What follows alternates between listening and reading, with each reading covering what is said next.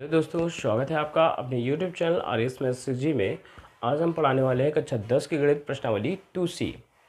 अब part number 1 में पहला और दूसरा सवाल हम बता चुके हैं। अब पार्ट नंबर 2 में उसके आगे के क्वेश्चन करवाएंगे। बहुत ही ध्यानपूर्वक देखिएगा और बहुत ही अच्छे से समझ में आएगा। ठीक है, तो चलिए, ये बहुपद दे रखा है। क्वेश्चन नंबर 3 है, बहुपद ये दे रखा है, इसके शून्यक दे रखे हैं a-b a और a+b। तो a और b के मान ज्ञात कीजिए, ये है क्वेश्चन हमारा।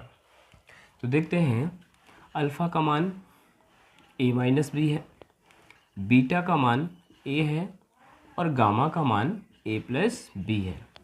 तो हमें पता है शून्यकों का योगफल alpha plus beta plus gamma बराबर क्या होता है, माइनस का b/a, माइनस का x² का गुणांक बटे x³ का गुणांक, यही तो होता है। तो माइनस का b/a, ठीक है। अब माइनस का b कितना है, 3/1, ठीक है। और यहाँ पे तीनों पदों को जोड़ेंगे तो a-b plus a plus a+b। देखा जाए तो b वाला और b वाला पद कैंसिल हो जाएगा, तो 3a बराबर क्या हो जाएगा, 3। तो a बराबर 3/3, जो कि क्या आ जाएगा, 1। a का मान क्या आ गया, 1। जब a का मान 1 आ गया तो और भी ले सकते हैं, दूसरा कंडीशन ले लो,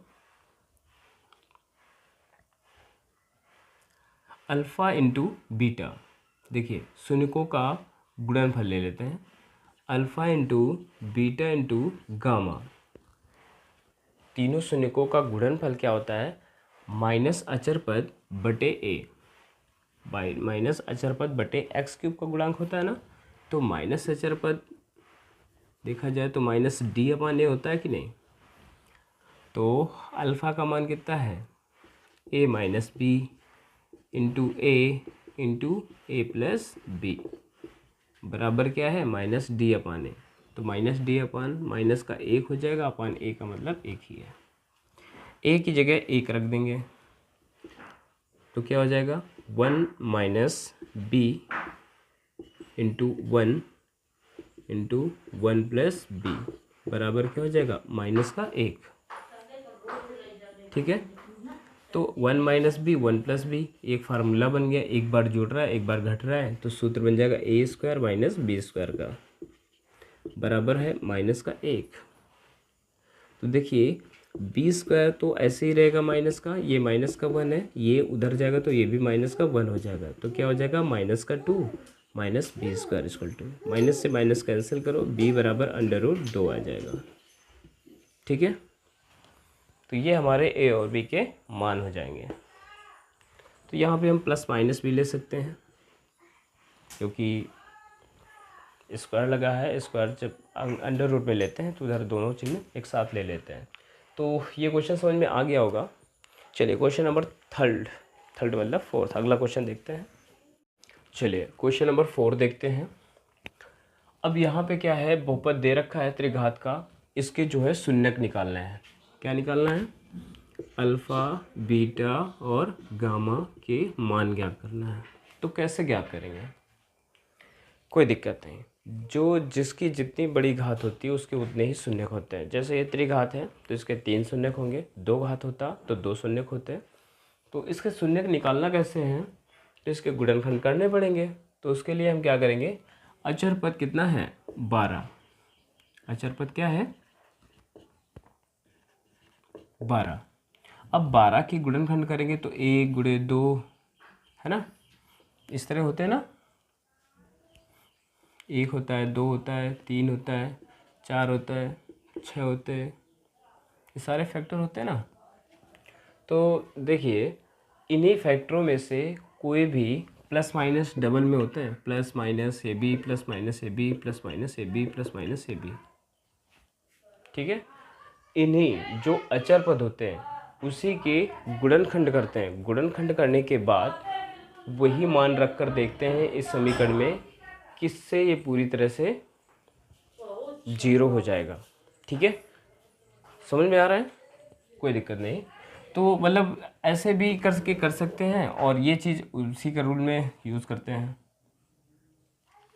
ठीक है, तो देखिए x बराबर 1 रखने पर, और देखिए अगर हम 1 रखेंगे तो ये किसी भी हालत में 0 नहीं हो पाएगा। क्यों? क्योंकि यहाँ पे कहीं पे भी माइनस नहीं लगा हुआ है, तो जाहिर सी बात है सब जुड़ जाएगा, और जुड़ने के बाद वैल्यू 0 हो ही नहीं सकती है। तो -1 रख कर देखते हैं। तो p-1 मान लेते हैं px है, -1 की पावर 3 प्लस 9 -1 स्क्वायर प्लस 20 और -1 और प्लस का 12। यहाँ पे -1 और प्लस का 9 हो जाएगा, और माइनस का 20 प्लस का 12। तो क्या हो जाएगा यहाँ पे 20 और 1 21 माइनस का हो गया, और प्लस 12 9 21 प्लस का हो गया। तो देखिए 0 हो गया ना। तो x-1 रखने पर ये 0 हो रहा है, तो x+1 यानी -1 जो है इधर आएगा तो प्लस बन जाएगा। तो x+1 px का गुणनखंड है, और जब px का गुणनखंड है तो x+1 से इसको भाग कर देंगे। ठीक है, इस तरह से हमने पहचान लिया ना कि -1 रखने पर ही 0 आएगा।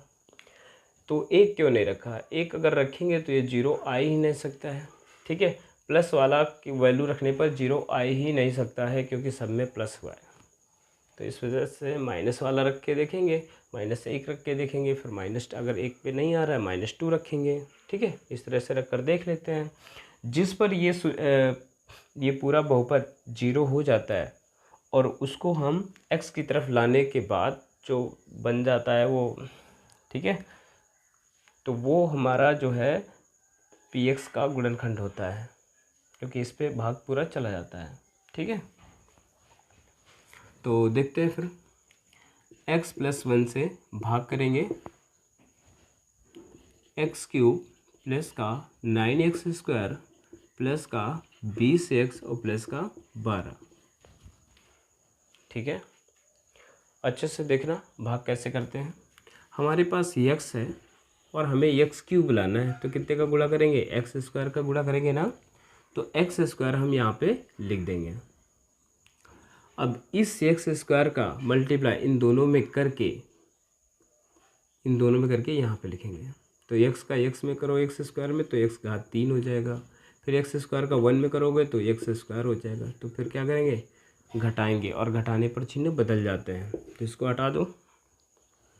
फिर इसके बाद 8x में स्क्वायर में 1x² चला जाएगा, मतलब 9 में एक x² चला जाएगा, तो 8x² बचेगा प्लस 20x और प्लस का 12।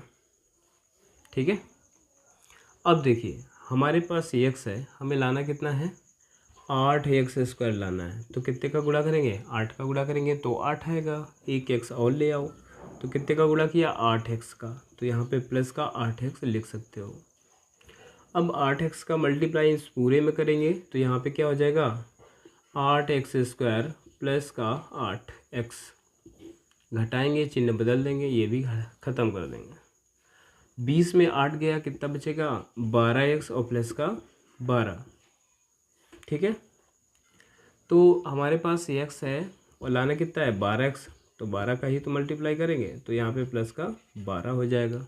अब 12 का गुणा इन दोनों में करेंगे तो क्या आएगा? 12x प्लस का 12, चिन्ह बदल देंगे, ये कैंसिल हो जाएगा।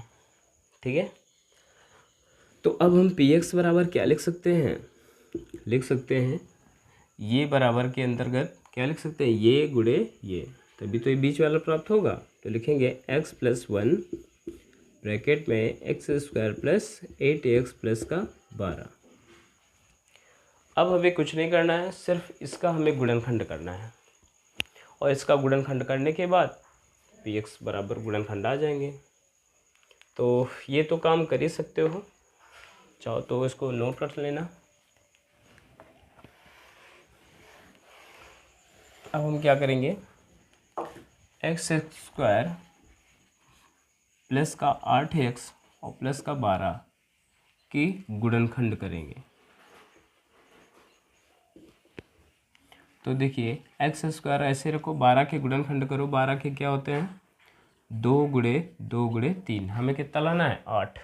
तो 8 कैसे आएगा, देखिए 3 दूनी 6 और 6 दूई 8, ठीक है।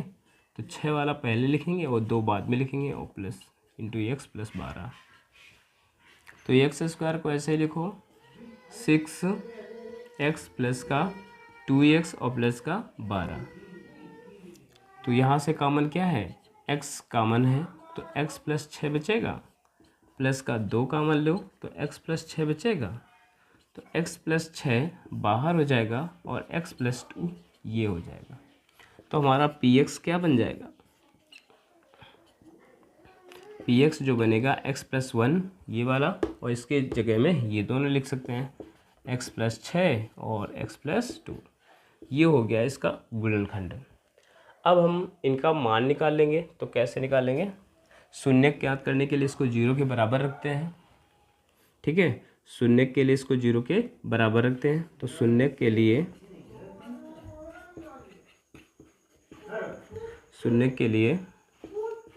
px इक्वल टू 0 कर देंगे। तो x प्लस 1 बराबर 0 हो जाएगा और x प्लस 6 ये भी बराबर 0 हो जाएगा और x प्लस 2 ये भी बराबर 0 हो जाएगा, ठीक है।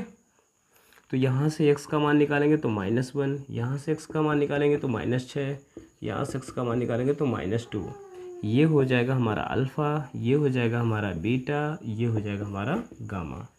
तो अल्फ़ा बीटा गामा के मान आ जाएंगे। इस तरह क्वेश्चन नंबर 4 हम कंप्लीट करेंगे, ठीक है। चलिए अगला क्वेश्चन देखते हैं, देख लो अच्छे से इसको।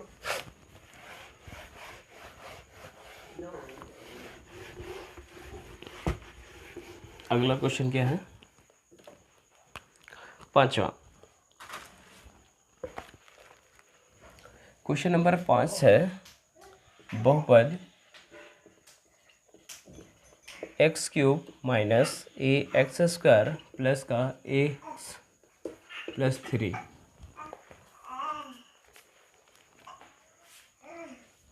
का एक शून्यक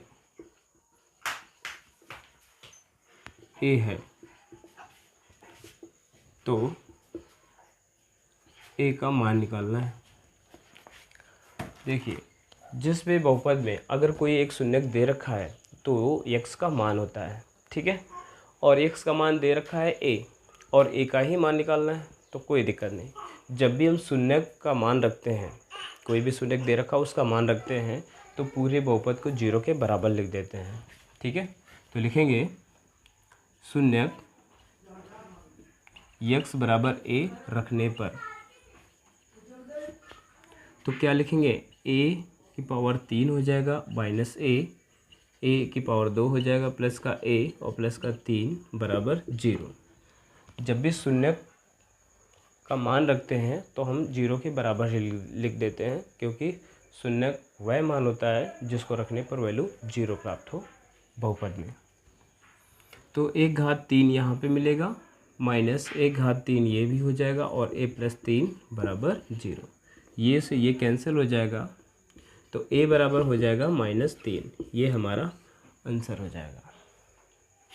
बहुत सिंपल क्वेश्चन था, इस तरह के ही पेपर में आते हैं, ठीक है। ध्यान से इसको अच्छे से समझ लीजिए। चलिए क्वेश्चन नंबर अगला देखते हैं। क्वेश्चन नंबर 5 हो गया। अब क्वेश्चन नंबर 6 देखते हैं। क्वेश्चन नंबर 6, बहुपद px equal to x³ minus 5x² minus 2x और प्लस का 24 के दो शून्यकों का गुणनफल क्या दे रखा है, 12 है। तो इसके शून्यकों को ज्ञात कीजिए। तो इसके शून्यकों को ज्ञात कीजिए, ये क्वेश्चन है, ठीक है। तो यहाँ पे जो बहुपद दे रखा है इसके दो शून्यकों का गुणनफल 12 है। तो मान लेते हैं अल्फ़ा इंटू बीटा का मान कितना है 12 है, ये दे रखा है। ठीक है, तो लिखेंगे शून्यकों का गुणनफल निकाल लेते हैं। गुणनफल क्या होता है? शून्यकों का गुणनफल alpha into beta into gamma बराबर शून्यकों का गुणनफल माइनस का सी अपान ए, मतलब माइनस का अचर पद बटे एक्स क्यूब का गुणांक होता है कि नहीं, माइनस का अचर पद बटे एक्स क्यूब का गुणांक, तो माइनस का अचर पद है तो माइनस का 24 बटे 1 हो जाएगा। अल्फ़ा इंटू बीटा का मान 12 गुणे वाई गामा हो जाएगा बराबर माइनस का 24, तो गामा बराबर क्या हो जाएगा माइनस का 24 बटे 12, 12 दूनी 24, गामा का मान आ जाएगा माइनस का 2। एक मान तो हो गया हमारा। ठीक है, चलिए अब दूसरा मान निकालते हैं। तो दूसरा मान कैसे निकालेंगे तो ध्यान से देखिए। यहाँ पे अगर देखा जाए तो शून्यकों का योगफल क्या होता है? शून्यकों का योगफल क्या होता है? शून्यकों का योगफल क्या होता है? माइनस एक्स स्क्वायर का गुणांक बटे एक्स क्यूब का गुणांक, हमने लिख दिया है फिलहाल।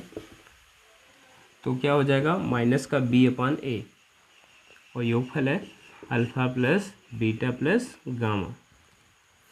अब देखिए गामा का मान पता कर लिया है -2, तो अल्फ़ा प्लस बीटा का मान क्या आ जाएगा माइनस बी अपान ए, बी का मान क्या है यहाँ पे 5।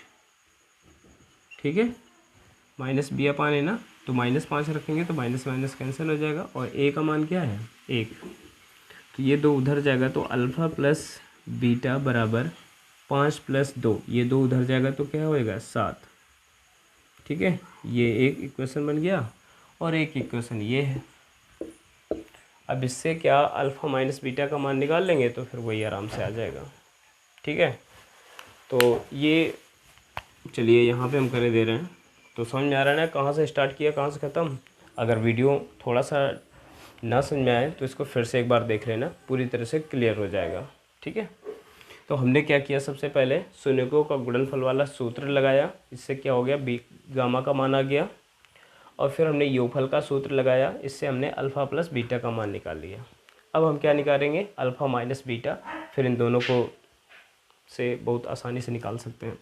तो लिखेंगे अल्फ़ा माइनस बीटा का अगर मान निकालना है तो इसके लिए हम सूत्र क्या यूज़ करेंगे, अल्फ़ा प्लस बीटा का whole square minus 2 into alpha into beta.